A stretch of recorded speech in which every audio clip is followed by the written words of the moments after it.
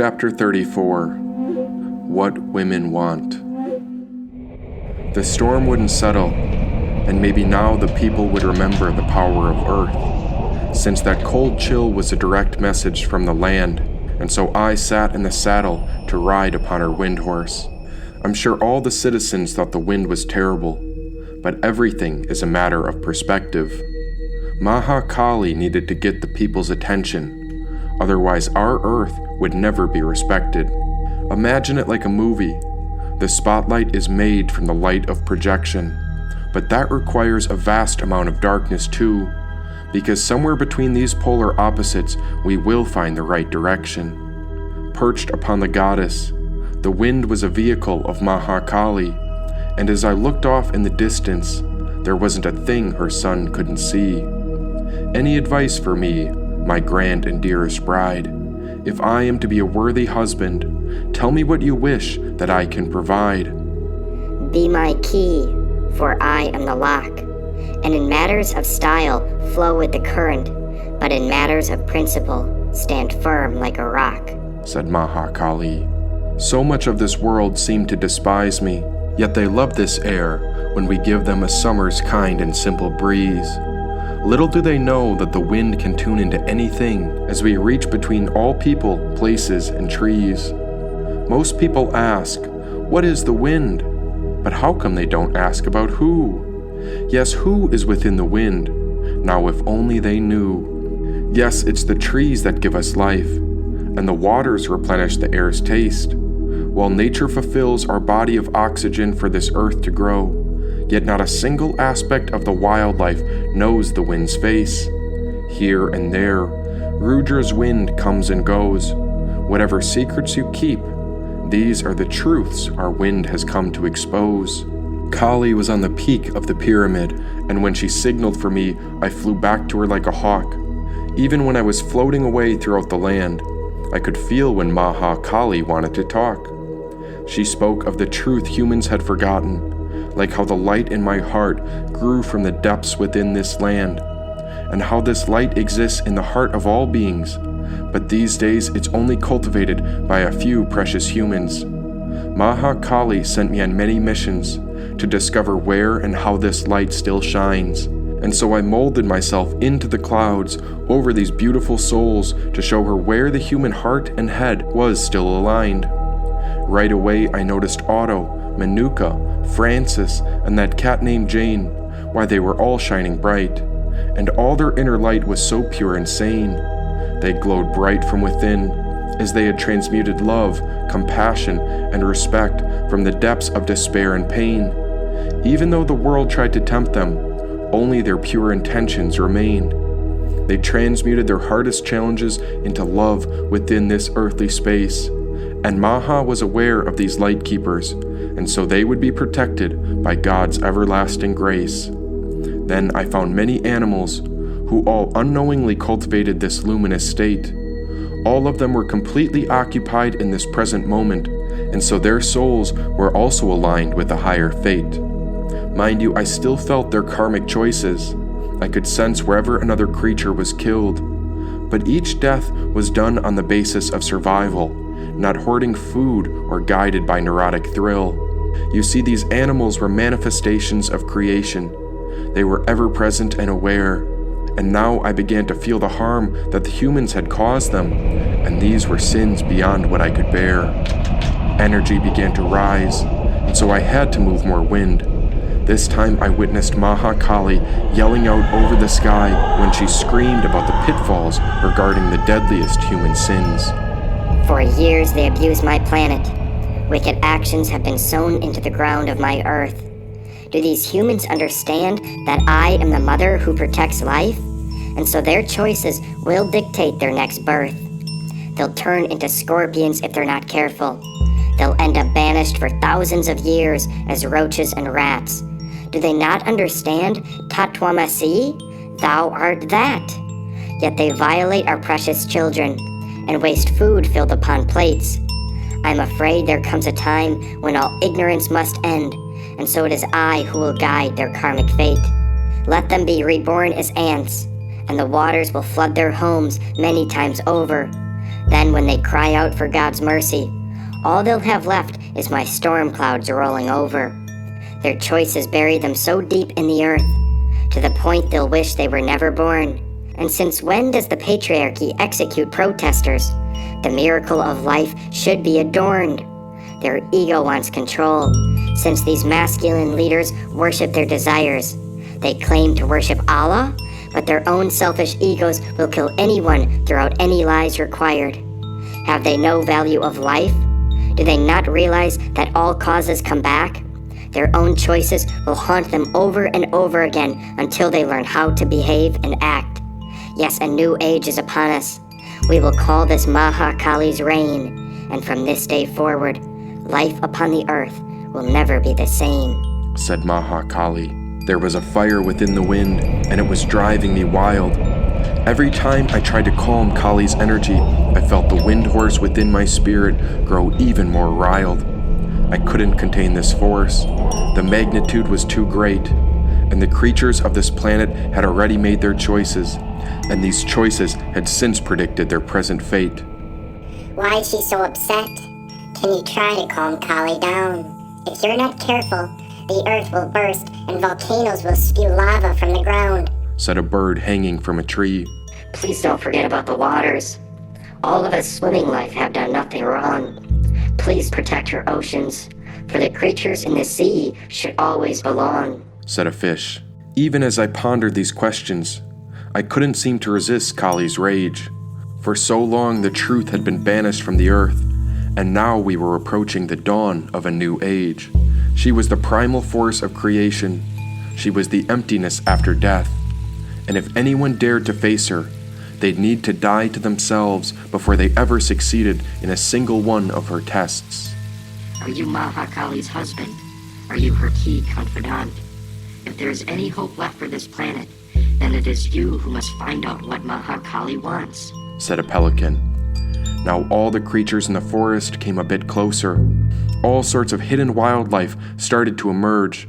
The leaves and trees leaned a bit closer to ponder the same question that Windhorse has heard. What is it that my bride truly wants? And as her husband, should I be reciprocating such intense dharmic anger?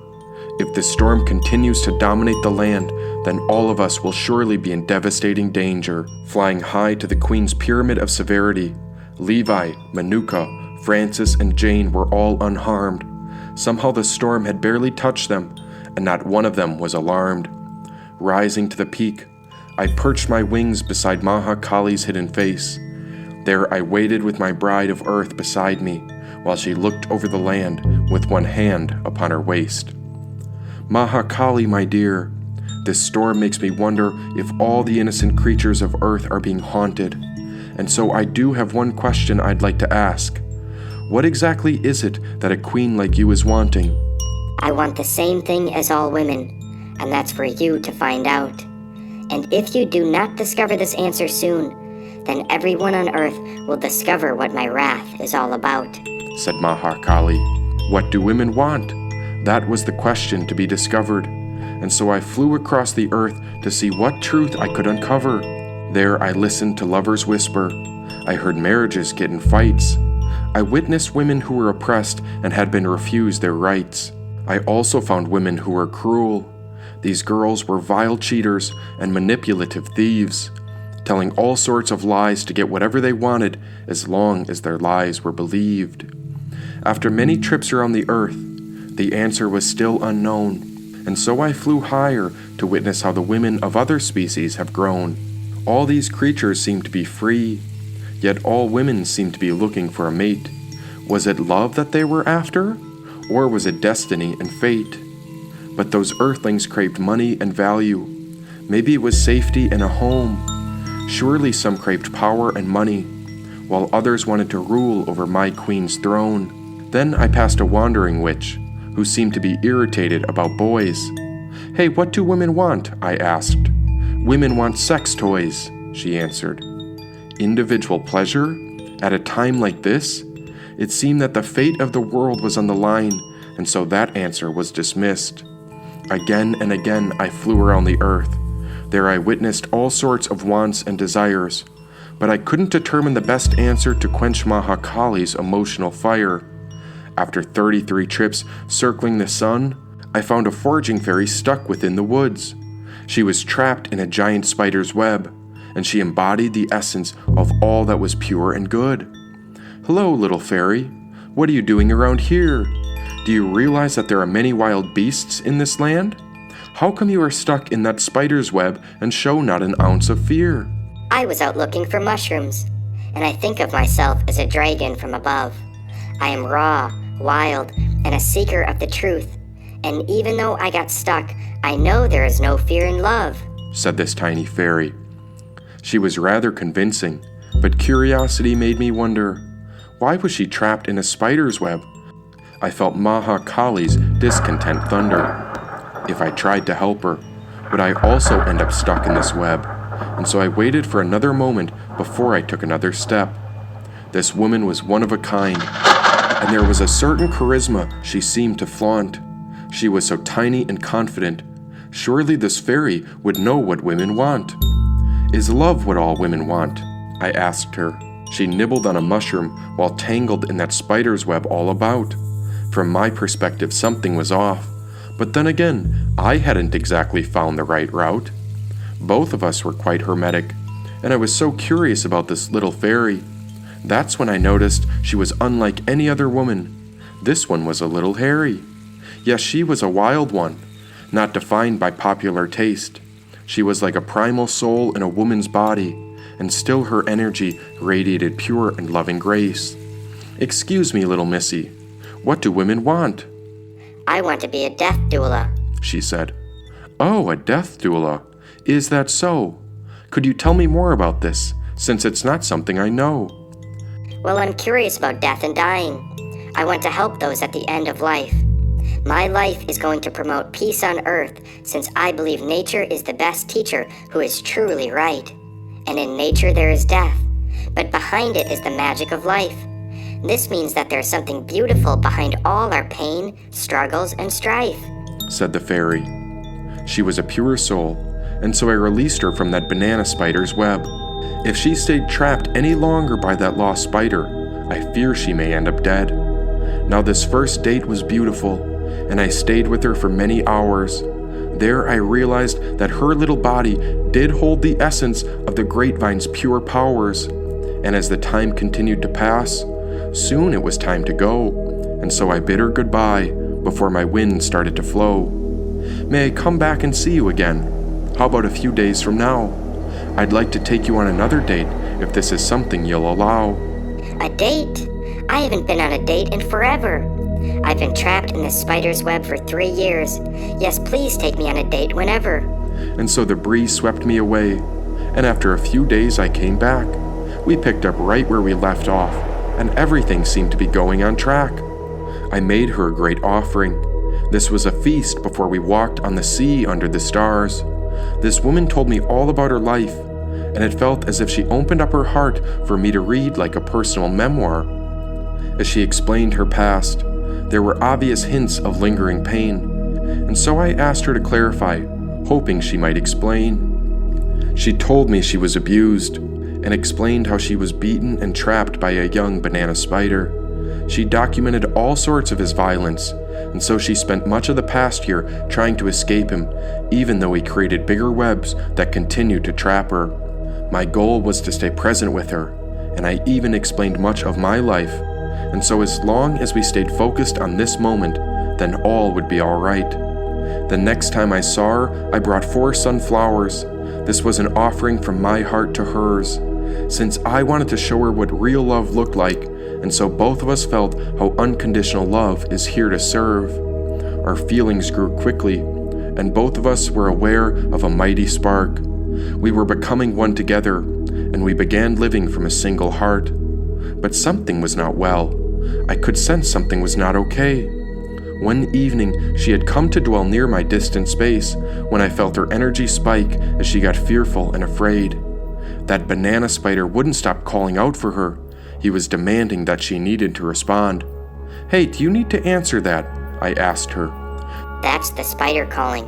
He's the one who has yet to right his wrongs. Oh goodness, that banana spider dominated her life from afar, and now I began to understand the depths of this situation. This fairy feared for her life as she carried past wounds and scars. That abusive spider had broken down doors upon her. He had even beaten her and refused to let her leave. She told me so many wicked things about his violent behavior, about how he cheated on her ever since he became an alcoholic druggie. But still, I did not want to focus on the past. The present was right in front of us, and I knew a woman abuser like that banana spider would never last. Then the next time I saw her, she informed me that the spider showed up to her front door. He left a beer can and a burning cigarette like an invitation for war. At first I was calm, but now I began to feel Maha Kali's rage. This fairy had pulled me into her past, and now I was very aware of this scumbag. At first she told me he was gone, that he was out of her life. But as I learned many more details, I realized my intuition hinted that the situation was not quite right. This little fearless woman was so bubbly, but had she been hiding something from me? Oh, what did women truly want? What was it that I couldn't quite see? Whatever women wanted, I was doing my best to learn from her, and whatever she needed from me is exactly what came to occur. The next morning she came near, and so I listened to everything she said. Like two lovers tangled together, our souls sang a song where we connected the energy between our heart and our head. We became one together. This was the definition of love and bliss. It seemed as if nothing else in this world mattered, and after she needed to leave, I gave her a goodbye kiss. Butterflies danced all over, and ecstasy pumped in our hearts. Surely this was a new chapter in our lives, a new era where true love starts. The next night I slept better than ever. I felt that maybe I discovered what women truly want. But when I awoke, a nightmare entered into my reality when that banana spider emerged and spun a new web in an effort to haunt. Police were at her home when that abusive spider broke down her front door. The fairy called out to the cops, and they arrested that drug fiend in a drunken stupor while he screamed, fought, and swore. They threw him in a psych ward, but that is not where this story ends. The fairy woman came crying back to me, looking for a mend. And so what does a man like me do? How does unconditional love react? I did my best to protect her, since it was she who had been attacked. Luckily, she had escaped his web, but the fairy's family was beyond concerned. He had punched holes in walls and doors with blood all over, and he even left mirrors and tables overturned. I was just a bystander in their past relationship, while this spider's demonic darkness ruined our lives. Meanwhile, I was still interconnected to Maha Kali, and only I knew she was the queen of knives. The fairy asked me for advice, and she stayed near since she didn't feel safe in her own home. I made sure she was protected since my living quarters was set up as a chapel to honor the queen's high throne. Once the spider was released, they put a tracking device on his feet. It was a good place to start, but still no one felt a complete sense of relief. The court said he could face up to 15 years for first-degree burglary, and the little fairy told me she could sentence him to the max. That's when I learned she wasn't the first woman he'd abused. There were other women who he'd also attacked. Maybe now you understand why the wind rages. Can you start to feel why Maha Kali's storm continues to grow? And even with all the anger of the earth building, I tried to settle this energy so that Maha Kali's wrath wouldn't destroy the people's homes. After a few days passed, the violent story spread as the details emerged. There the news broadcasted the story to the citizens when you wouldn't believe what I had heard. Once the abusive spider broke into her house, the story explained he went on to find her journal. There he saw my name, and so he read about how I was the new man involved with his fairy girl. He claimed this is what sent him into his rage, and now his violence included me. All his actions were unpredictable. Now how far would he go, and to what degree? Thunder loomed, but I couldn't let my anger out. It wasn't the fairy's fault this shit had abused women, but still I wanted to scream and shout. Again, I catered to her needs, even though I hadn't quite heard all the truth. I gave her all the love and attention I could, even though the entire situation felt uncouth. This was no longer about her and I, but rather it felt like a threesome. I was in the thick of something terribly toxic, and there was nowhere I could run. This spider was aware of me, and somewhere he was being tracked sitting at home alone. I wondered what his mind was conspiring next. I wondered if he would leave her and I alone. The fairy offered me many thanks and great praises. This made my heart open and glow. She told me that I was the first real man she'd ever been with, and this was the truth I had been dying to know. She spoke high of me to her family. She spoke of me as a gentleman to her friends. And even when I was afraid that this spider might come after me, I knew that everything changes and someday this tragedy would have to end. The spider was cut off from the fairy, and right when I believed there were no problems left, I discovered that something did not feel right. There was still one issue that needed to be addressed. After she'd gotten an order of protection, I found out that her friends were secretly speaking to the spider. This is when Kali's thunder became uncontrollable, as I wasn't prepared that he could still be connected to her. She updated me that the banana spider was now into art and spirituality. It sounded like everyone had forgiven his faults. Yet I was losing my mind because this idiot destroyed the purity that love is all about. I tried to take deep breaths, and I tried to control my rage, but then the fairy disappeared on me when our connection shattered and disengaged. Healing comes through love, but love was not what the spider had done.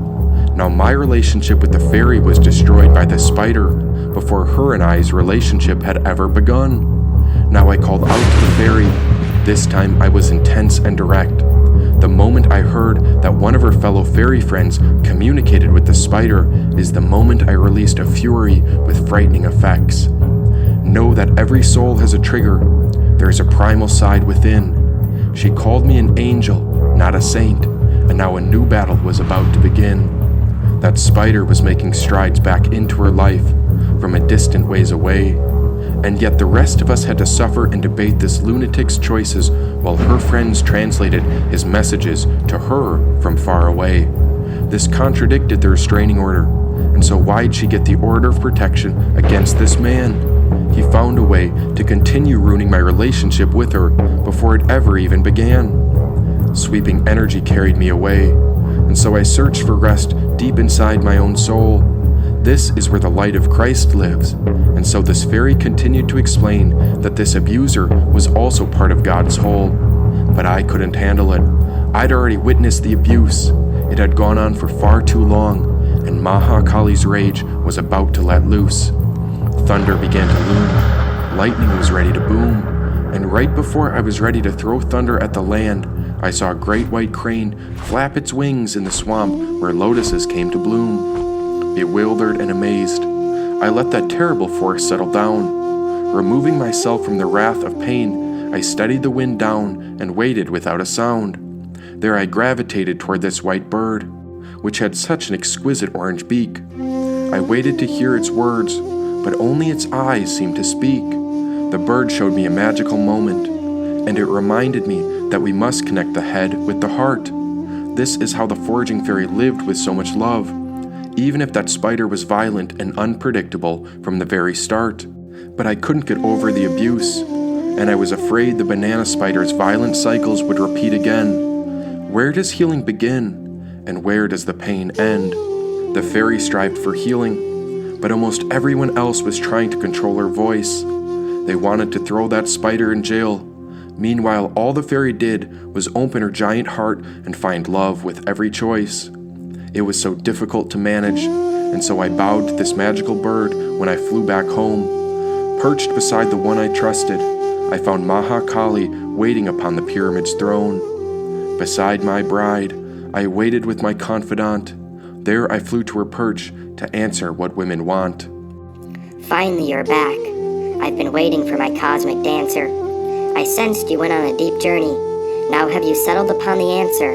Said Mahakali. Kali the Great, who am I to guess? When I look to the birds, I see that the mothers with wings will do anything for a safe nest. When I look to the oceans, I hear the fish begging for pure waters.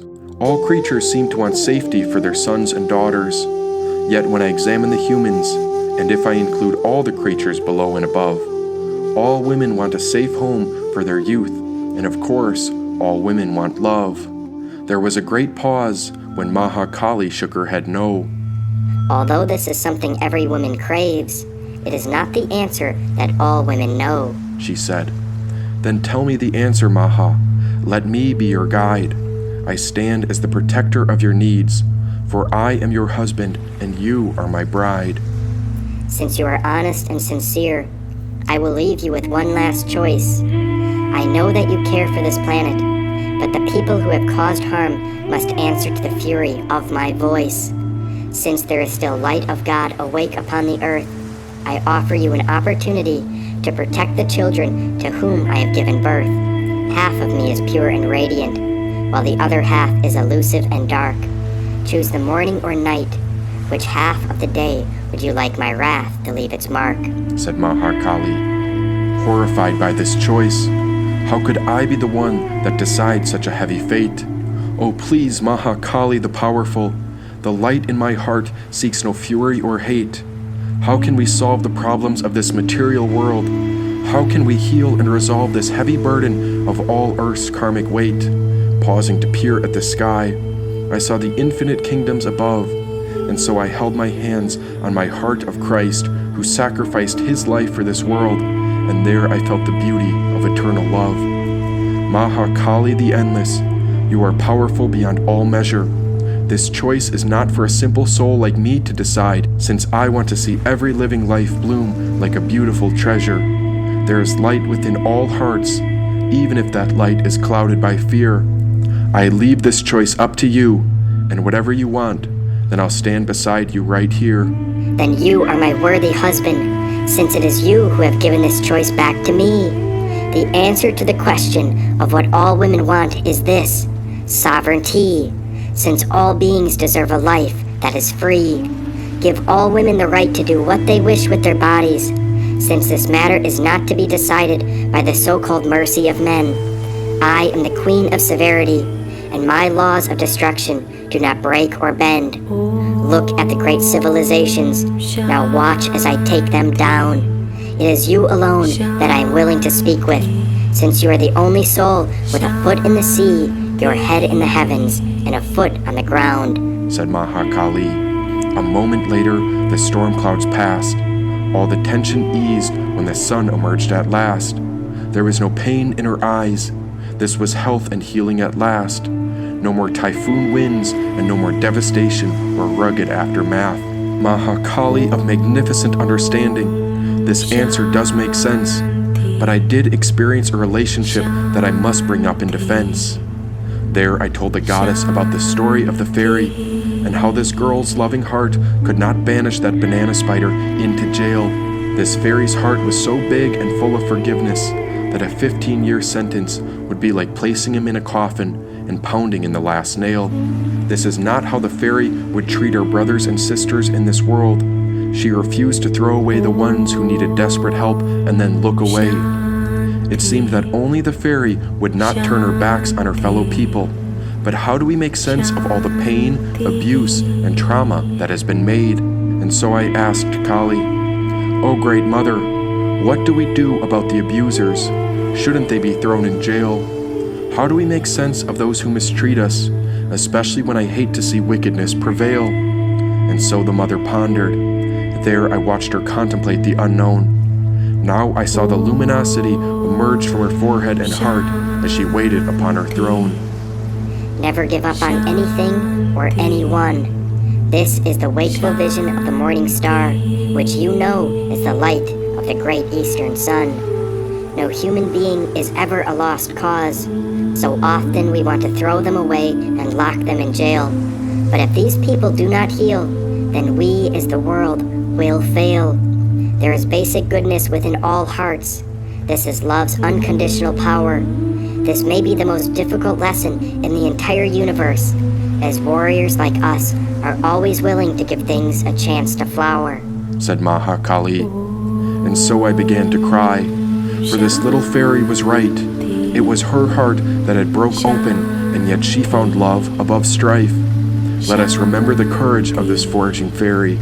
Let us live with open hearts. We must not forget to look from the lens of love. Otherwise, we will always live as if we're separate and apart. But great and powerful Kali, how do we heal a world filled with such suffering and pain? How can we help assist with healing if we only have the powers of lightning, wind, thunder, and rain? I cannot let the light of this world go dark. I will not let love be overtaken by fear.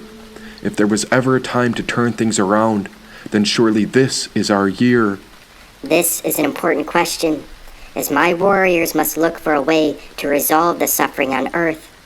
I'm afraid this answer must be discovered, and so I will allow you adequate time if you are called to search. I will make you a promise, my dear, but this choice is up to you. Find a way for all women and men upon the Earth to be sovereign and free. Otherwise, all creatures on this planet will be doomed, said Mahakali. How long do I have?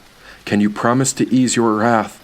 If only for a few days, allow me to work with whatever magic we have, and maybe we can find the light that will set all hearts open upon the rising sun's path. I give you 7 days. That is the total of 1 week. And if the women and men are not freed, then my havoc will proceed until it hits its peak. There is light in all hearts, and so you must find a way to free it once and for all. Relink heaven and earth. Do this for me, and the karmic punishment will withdraw, said Mahakali.